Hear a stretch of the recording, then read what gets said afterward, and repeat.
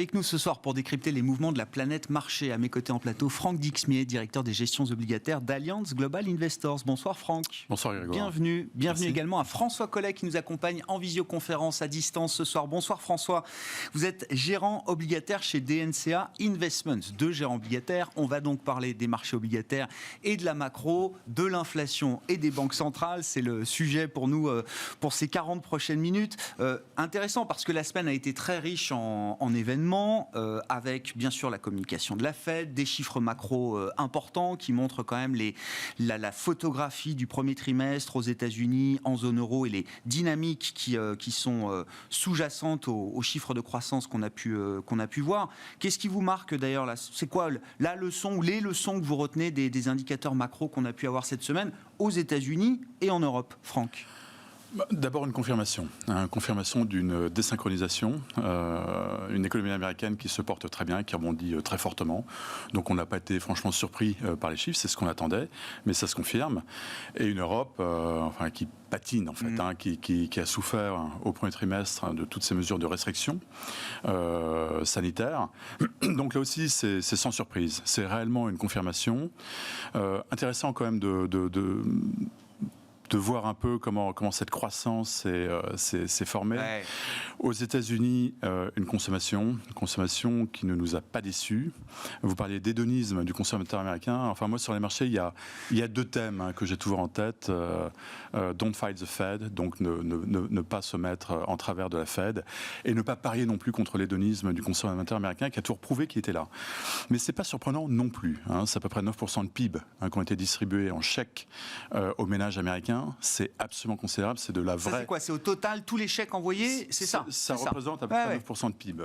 Mais avec un multiplicateur qui est assez faible quand même, qui est de l'ordre de 0,2.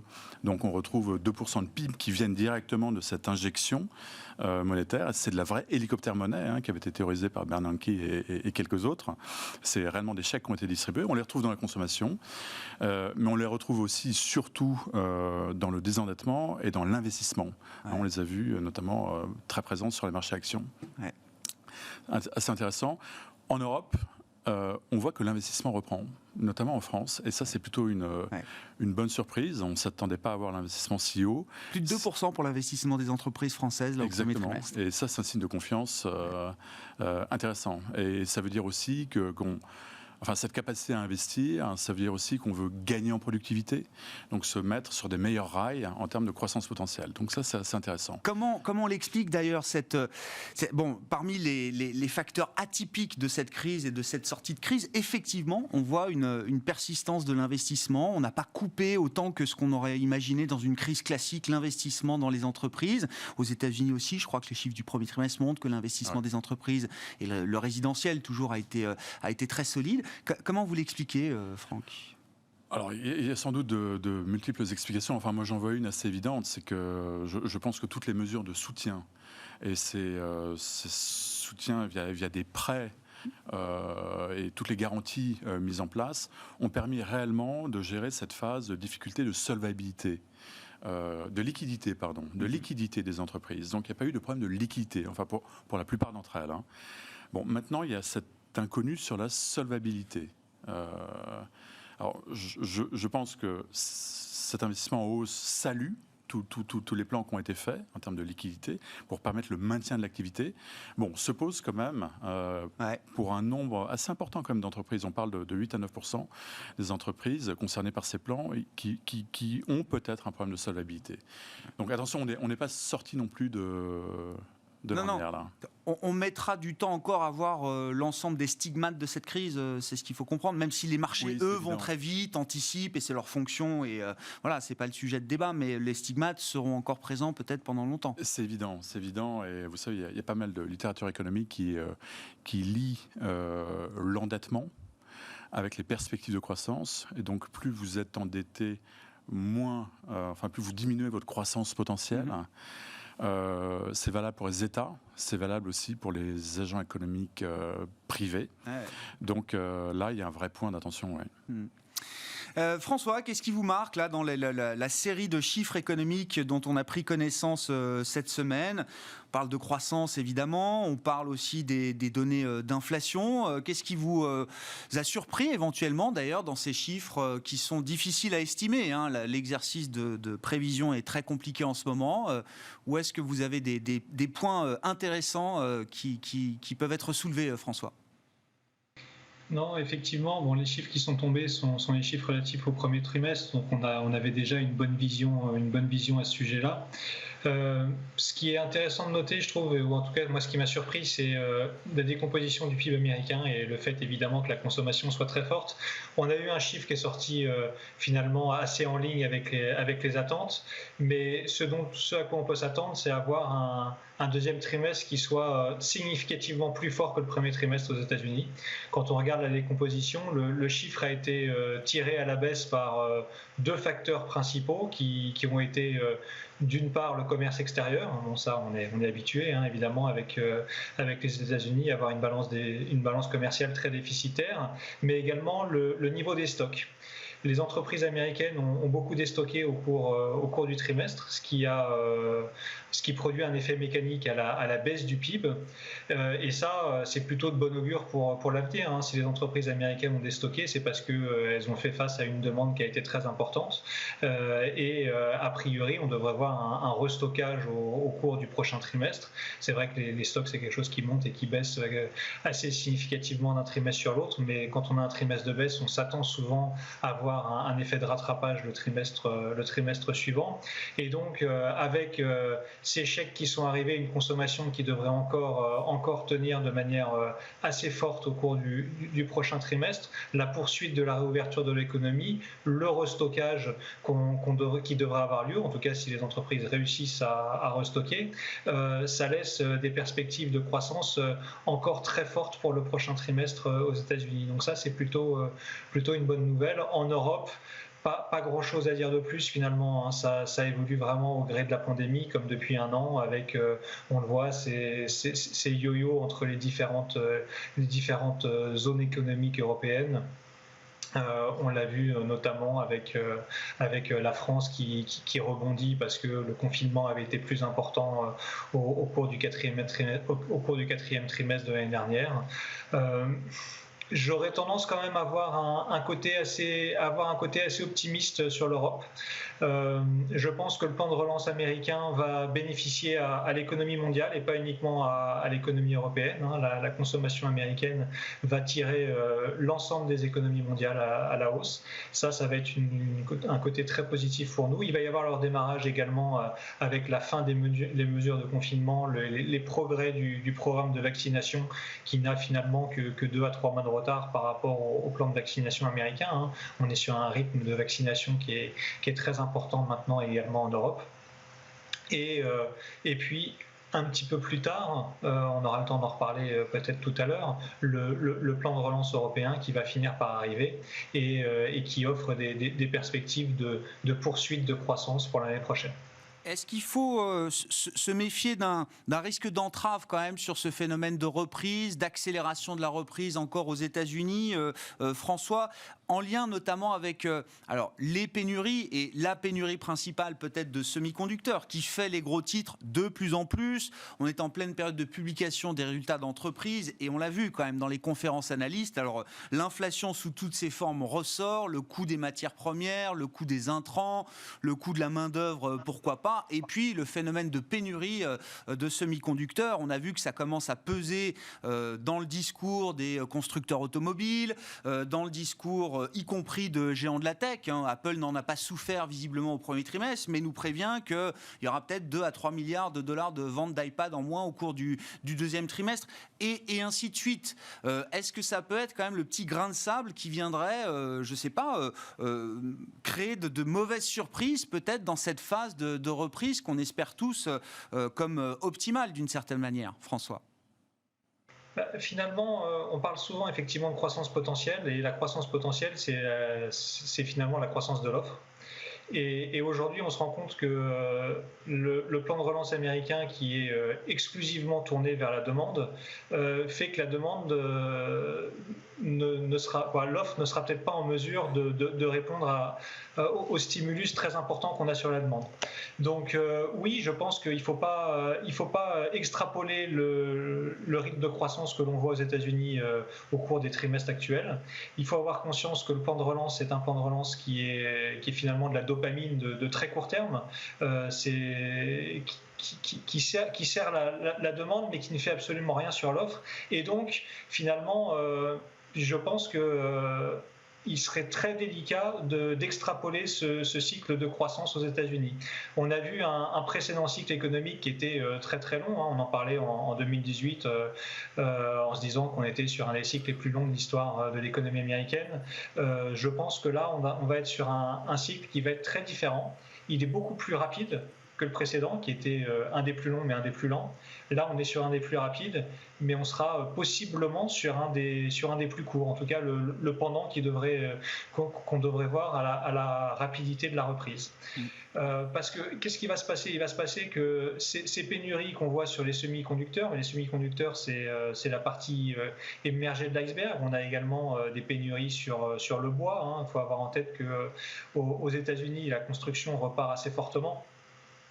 Beaucoup de maisons sont construites en bois aux États-Unis. Le prix du bois a été multiplié par 4 au cours des 2 dernières années, et avec une envolée des prix du bois au cours des derniers mois. Si on prend les prix du cuivre également, on est sur une progression très importante depuis maintenant un an. On a les prix du fret maritime qui augmentent très fortement, donc on voit bien que ces goulots d'étranglement, ils arrivent et qu'on a finalement un cap sur l'offre. Qu'est-ce que ça risque de faire ? Ça risque de faire une augmentation de l'inflation. On en parlera aussi peut-être un petit peu par la suite, mais l'inflation, les banques centrales l'appellent de leur vœu quand elle est faible, mais maintenant qu'on est sur des niveaux d'inflation qui sont plus si faibles que ça va quand même mettre du pouvoir d'achat en moins. Et si on se retrouve dans une deuxième partie de l'année américaine, c'est-à-dire, je parle plutôt à partir du 4e trimestre, à avoir une inflation qui est haute, et puis des mesures de soutien fiscal qui sont plus faibles, avec les chèques qui auront été distribués il y a un certain temps déjà, la baisse des allocations chômage qui devrait intervenir à la fin du 3e trimestre. Il est fort possible qu'on ait des revenus réels aux États-Unis, donc des revenus défalqués de l'inflation, qui s'orientent en forte baisse à partir de la fin de l'année et pour l'année 2022, et que finalement cette croissance, elle ait du mal à soutenir le rythme que l'on voit au cours de l'année 2021, et qu'on ait un essoufflement de croissance pour l'économie américaine à partir de la fin d'année, début d'année prochaine. Franck, je m'arrête quand même sur cette histoire de semi-conducteurs qui fait encore une fois les gros titres, et ça devient un sujet macro. J'ai vu les instituts en Allemagne, alors dans des pays très industriels, tournés vers l'automobile, etc. Ça devient un vrai sujet macro quand même. Est-ce qu'on prend pas un risque de déception quand même sur la croissance, la reprise en Europe qui est encore devant nous, avec ces phénomènes de pénurie? Et puis effectivement, c'est un sujet qui nous amène à parler de l'inflation, du caractère transitoire ou peut-être plus profond que ce qu'on imagine de l'inflation déjà présente et celle à venir.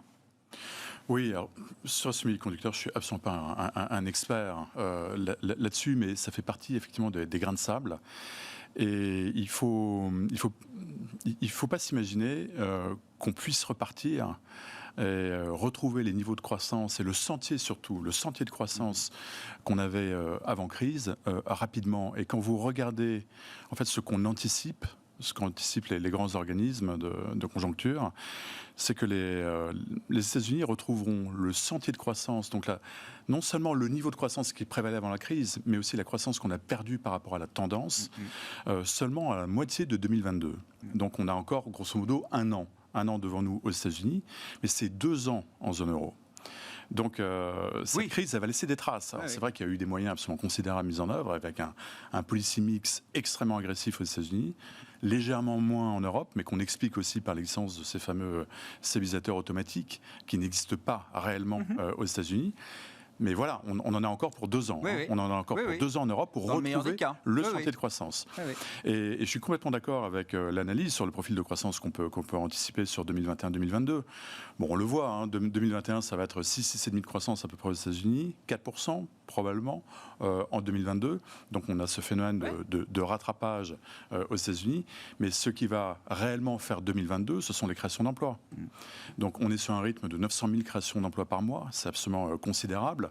Mais il y a encore à peu près 8,7 millions d'emplois qui n'ont pas été retrouvés depuis la reprise qu'on observe aux États-Unis.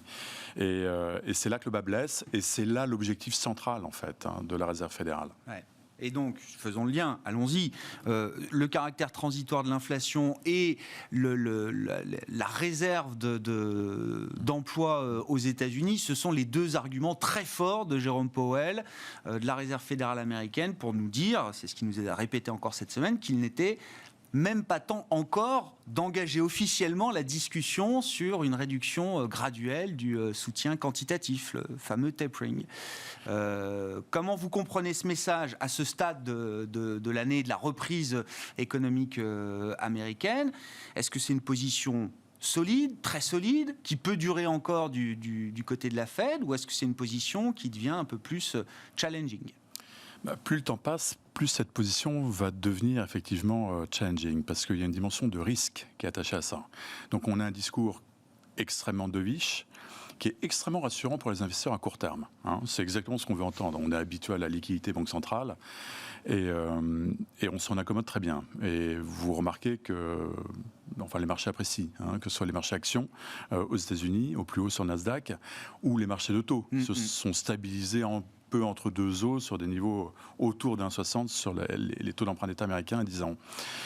Mais à moyen terme, on peut néanmoins s'interroger, parce qu'on a une Fed qui nous dit qu'elle est résolument behind the curve, ça veut dire qu'elle est dans un mode réactif et pas proactif. Behind the curve, alors même que les paramètres de réglage de la politique monétaire évolue. Donc on est dans une expérimentation sur ce qu'on appelle l'inflation targeting. Donc la Fed cible une inflation. Très bien, donc on ne connaît pas franchement encore la fonction de réaction l'inflation moyenne, de la Fed. Ouais. Voilà, l'inflation moyenne. Et le deuxième point, c'est qu'on est en plus dans un contexte de reprise économique absolument bouillant. Donc avec une croissance quand même qui est très très forte. Et on va avoir ce pic d'inflation devant nous. Bon, il est bien documenté, ça va pas être franchement une surprise. Mais ce que les investisseurs vont réellement guetter, et c'est le point sur lequel la Fed insiste depuis des mois, c'est sur le caractère réellement transitoire, en fait, temporaire de ce pic d'inflation. Et là, c'est là où est la dimension de pari. Pour l'instant, c'est un scénario qui est complètement acheté par les marchés. On s'aperçoit que les anticipations d'inflation, que ce soit via les anticipations moyen terme, via les swaps d'inflation, 55 ans, qui ont légèrement augmenté, mais on n'est pas rien de grave, ou alors les break-even d'inflation. Et ça c'est intéressant. On est à quoi ? C'est 2,30, 2,40 pour donner une idée de ces anticipations 55 ans ou les break-even 10 ans. Oui, c'est ça. On est autour de 2,40. On est autour de 2,40. Et surtout dans les anticipations d'inflation, on a une cloche. Donc le marché achète ce scénario. Très bien. Mais il y a une dimension de risque. Et il y a peut-être même, quand on analyse en fait le positionnement de la Fed, il y a peut-être même une dimension politique. Moi, je ne serais pas du tout étonné que la Fed soit assez confortable avec une économie américaine en surchauffe. Et ce serait parfaitement aligné avec l'agenda politique de la nouvelle administration américaine qui veut lutter très fermement contre les inégalités. Et une économie américaine en surchauffe, ça veut dire beaucoup plus d'emplois. Et beaucoup plus d'emplois, notamment pour les travailleurs les moins qualifiés. Parce que ceux-là, ils n'ont pas retrouvé encore de job. Mais moi j'ai même l'impression que c'est l'objectif explicite de l'administration américaine dans son ensemble aujourd'hui, Fed comprise, Franck. Mais je pense que ça devient de plus en plus clair. Vous dites, c'est le mandat sur lequel Joe Biden est élu aujourd'hui. Oui, enfin la Banque centrale est censée être indépendante. Certes. Donc, et cette dimension de pari, elle tient aussi peut-être à une sous-évaluation du délai de transmission de la politique monétaire dans l'économie. Et attention à ça, parce que penser qu'on puisse régler l'inflation d'une façon extrêmement fine et la contrôler quand on est une banque centrale, surtout dans un contexte de hausse de l'inflation, c'est une gageure.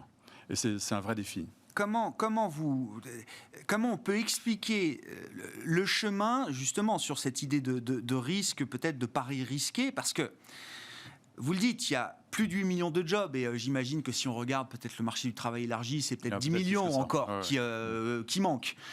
Je veux dire, à rythme de recréation d'emplois d'1 million par mois, voilà, c'est assez simple. Ça nous donne quand même encore plusieurs trimestres avant de revenir peut-être proche d'un niveau qui serait estimé le niveau de plein emploi. On était à 3,5 de taux de chômage sous Trump. On n'a pas eu une inflation salariale délirante, même à ce niveau de taux de chômage historiquement bas sous l'ère Trump. Comment les choses pourraient être différentes cette fois, Franck ? C'est le contre-argument en fait. C'est le contre-argument. Le contre-argument, c'est ça, c'est de se dire mais attention, regardez, dans un monde de plein emploi qu'on a déjà connu, c'était le monde d'avant. La courbe de Phillips c'était mort en fait. Il n'y avait pas de corrélation entre le niveau d'emploi et les salaires. Il fallait aller extrêmement loin dans le niveau d'emploi pour commencer à voir cette courbe de Phillips revivre un peu, quoi. Oui, mais là on a une politique quand même de relance économique extrêmement forte. Qui a pour but de rehausser la croissance potentielle aux États-Unis, qui est tombée sur des niveaux bien bas. La croissance potentielle américaine, elle est au niveau de 1,7%, elle était à 3% au début des années 2000, et 1,7% ne tient pas en compte, en fait, les cicatrices qui vont être laissées par cette crise. Donc, le souhait de l'administration américaine, c'est de rehausser réellement cette croissance américaine dans une confrontation stratégique avec la Chine aussi. Je crois que les États-Unis n'ont pas du tout abandonné l'idée de rester la première économie et la première puissance mondiale. Donc il y a une dimension aussi géopolitique et stratégique qui est attachée à ça. Et quelque part, on va rentrer aussi dans un nouveau paradigme.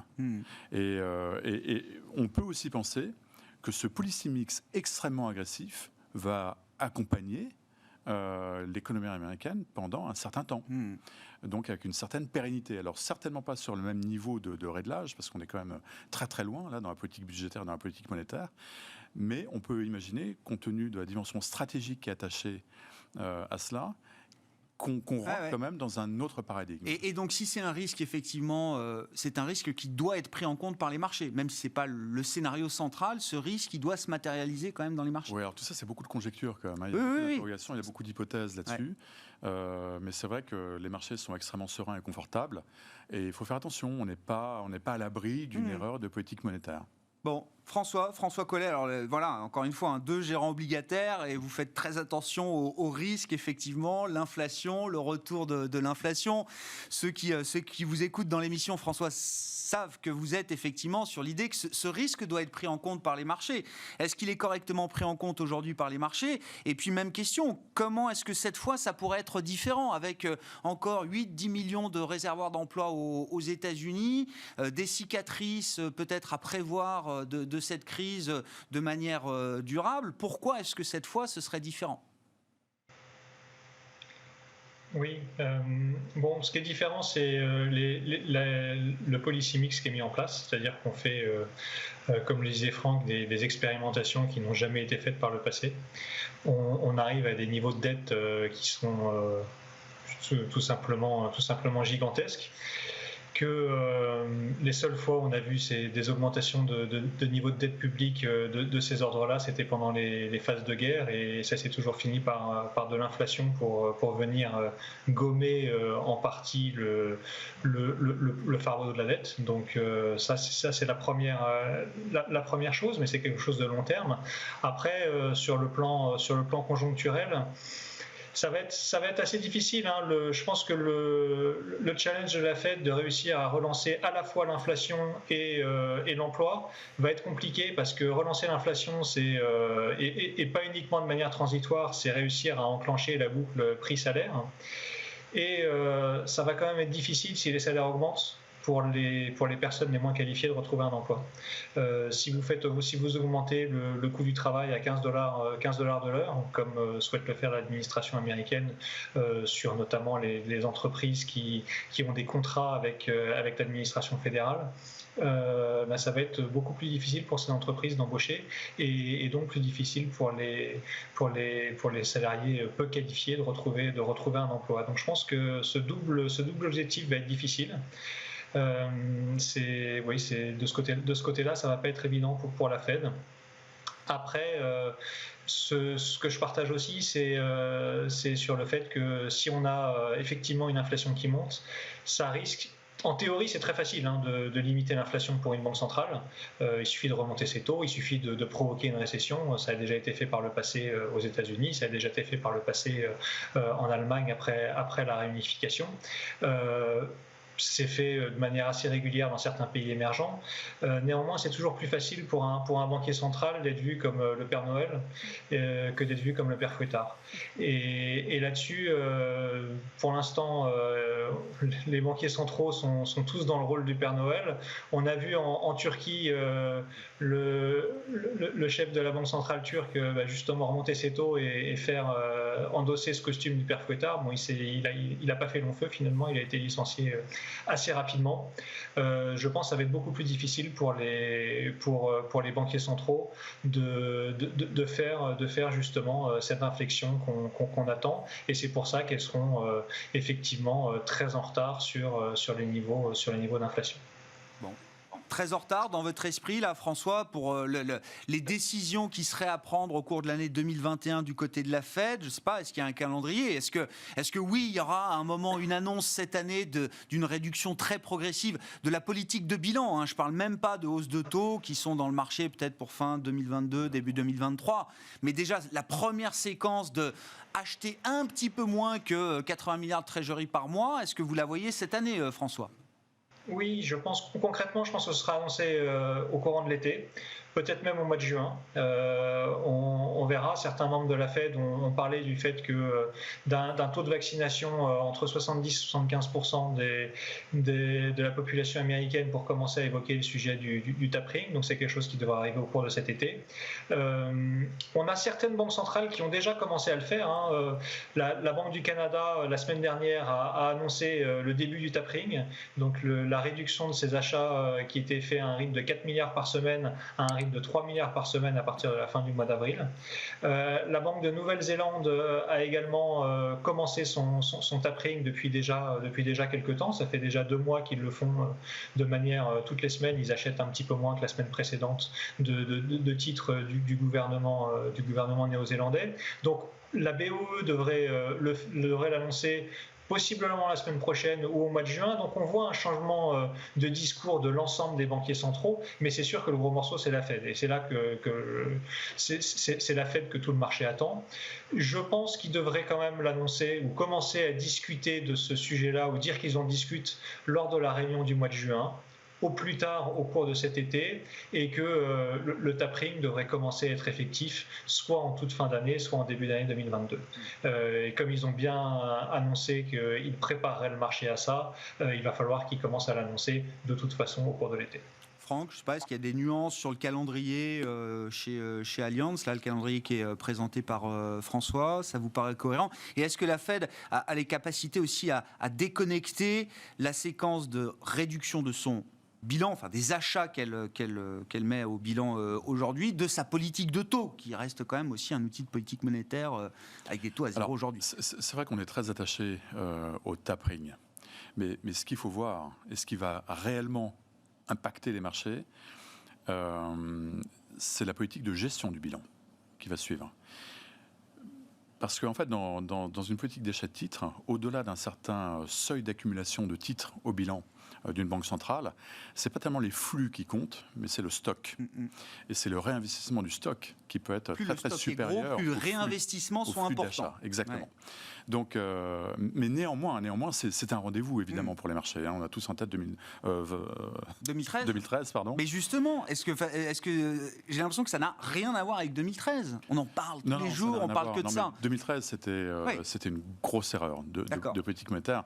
Là, je pense qu'il y a une courbe d'expérience quand même qui s'est construite et que la Fed veut éviter à tout prix ça. Mais il faut savoir aussi que le scénario là qui se déroule sur la taux, je crois qu'on en avait déjà parlé, mais c'est le scénario sans doute idéal pour la Fed. On a quand même un ajustement graduel à la hausse des taux obligataires aux États-Unis, donc avec une pente qui devient quand même extrêmement forte. Donc ça c'est bien, ça redonne un peu d'oxygène aux banques, mais surtout ça permet finalement d'avoir un ajustement de marché sur ce tournant à venir de la politique monétaire. Et donc quelque part, ça fait partie de cette préparation, même si la Fed n'a rien dit. Mais les investisseurs, de toute façon, en partant d'un poids si bas, parce qu'on a atteint quand même 0,5% sur la trésorerie à 10 ans en 2020, se sont dit que ce n'était pas tenable, évidemment.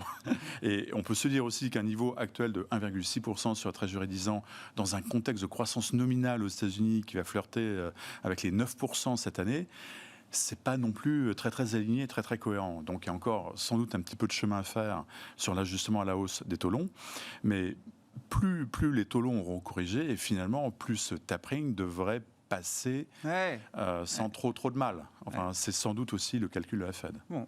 C'est une ligne de crête, quoi. On comprend quand même qu'il marche sur un fil, c'est du fine-tuning. Il y a une réunion en juin, effectivement, qui sera peut-être une réunion importante avec de nouvelles projections économiques pour la Réserve fédérale américaine. Il nous reste quelques minutes quand même pour dire un mot de l'Europe. Alors, dans l'actualité, on a parlé des chiffres de croissance qui sont un peu périmés, puisque la réouverture est encore à venir et que c'est quand même ce qu'on attend tous. Et puis le sujet de la relance, enfin, je ne sais pas si on l'appelle relance, si on l'appelle soutien économique dans une phase de sortie de crise pandémique. Donc il y a le programme européen, tous les programmes nationaux sont envoyés cette semaine à Bruxelles pour validation, donc c'est des dizaines de milliers de pages à l'européenne évidemment qui vont être analysées et puis validées. Parmi tout ça, il y a quand même le pari italien de Mario Draghi qui est peut-être le pari le plus spectaculaire. Est-ce qu'il joue gros, Mario Draghi, là, avec je sais pas, plus de 250 milliards d'euros peut-être de dépenses budgétaire prête à être injectée dans l'économie italienne, avec un gros soutien, bien sûr, et de la BCE et de Bruxelles. Oui, on peut que saluer ce soutien, parce que quand vous regardez les chiffres italiens, c'est vrai que le constat est sévère. On a une croissance potentielle qui est négative ou nulle, en fait, en Italie.